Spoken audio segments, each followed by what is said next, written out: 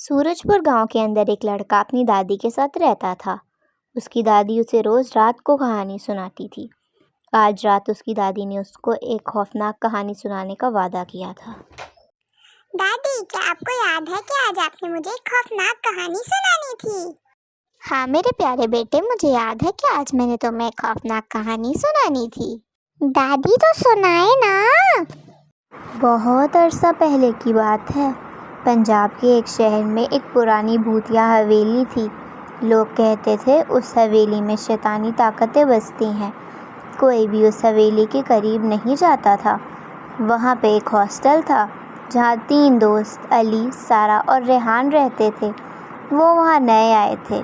ان کے سینئرز نے بھی ان کو اس حویلی میں جانے سے منع کیا تھا، لیکن وہ کہاں سننے والے تھے۔ ان لوگوں نے وہاں جانے کا فیصلہ کیا۔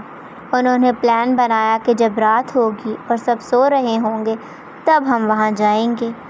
رات کے اندھیرے میں تینوں دوستوں نے حویلی کے اندر قدم رکھا۔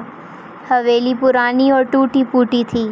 در و دیوار سے جڑیں اگی ہوئی تھیں اور ہر جگہ مکڑی کے جالے تھے۔ اندر داخل ہوتے ہی انہیں ایک ٹھنڈی ہوا کا جھونکا محسوس ہوا اور دروازہ خود بخود بند ہو گیا۔ علی نے اپنی ٹارچ چلائی اور تینوں آہستہ آہستہ آگے بڑھنے لگے۔ حویلی کے اندر اندھیرا اتنا گہرا تھا کہ کچھ بھی نظر نہیں آ رہا تھا۔ ہر قدم پر لکڑی کے پرانے فرش کی چرمراہٹ اور چوہوں کی آوازیں انہیں ڈرا رہی تھیں۔ ایک کمرے میں داخل ہوتے ہی انہیں دیوار پر خون سے لکھا ہوا پیغام نظر آیا: جو بھی یہاں آیا ہے واپس نہیں گیا۔ تینوں کے چہروں کا رنگ اڑ گیا۔ ریحان نے کہا، مجھے لگتا ہے ہمیں یہاں سے نکلنا چاہیے، مگر دروازہ بند تھا اور کھل نہیں رہا تھا۔ اچانک انہیں ایک عورت کی چیخ سنائی دی۔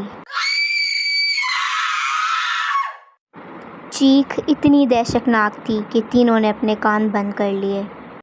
اس چیخ کے بعد حویلی میں ہر طرف ہنسی کی آوازیں آنے لگیں۔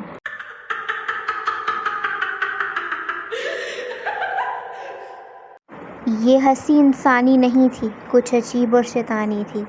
سارا نے علی اور ریحان کا ہاتھ پکڑا اور بولا، ہمیں ایک دوسرے کا ہاتھ نہیں چھوڑنا چاہیے۔ وہ تینوں مل کر کمرے سے دوسرے کمرے میں بھاگنے لگے، لیکن ہر کمرہ پہلے سے زیادہ ڈراونا تھا۔ ایک کمرے میں انہیں ایک پرانی تصویر نظر آئی جس میں وہ 3 دوست خود تھے، مگر تصویر کے نیچے لکھا تھا: تمہارا انتظار تھا۔ تصویر کے ساتھ ہی ایک پرانی ڈائری رکھی تھی۔ علی نے ڈائری اٹھائی اور اسے پڑھنا شروع کیا۔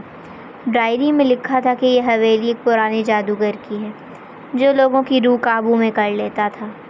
جادوگر کا ذکر آتے ہی ایک بوڑھا سا سایہ سامنے آ گیا۔ وہ سایہ دھیرے دھیرے انسانی شکل لینے لگا۔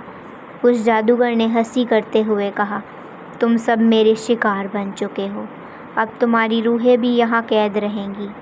ریحان نے ہمت کر اس سائے پر حملہ کرنا چاہا، لیکن اسے اپنے ہاتھ میں ایک کڑاب اٹھایا ہوا تھا جو اس نے ہوا میں گھمایا۔ تینوں دوستوں کو ایک تیزی سے گھومتے ہوئے ہلچل محسوس ہوئی اور وہ سب بے ہوش ہو گئے۔ صبح ہونے پر ہاسٹل والوں نے دیکھا کہ وہ حویلی پھر سے بند ہے اور اس کے آس پاس کا ماحول ویسا ہی ہے۔ کسی نے تینوں کو کبھی واپس نہیں دیکھا۔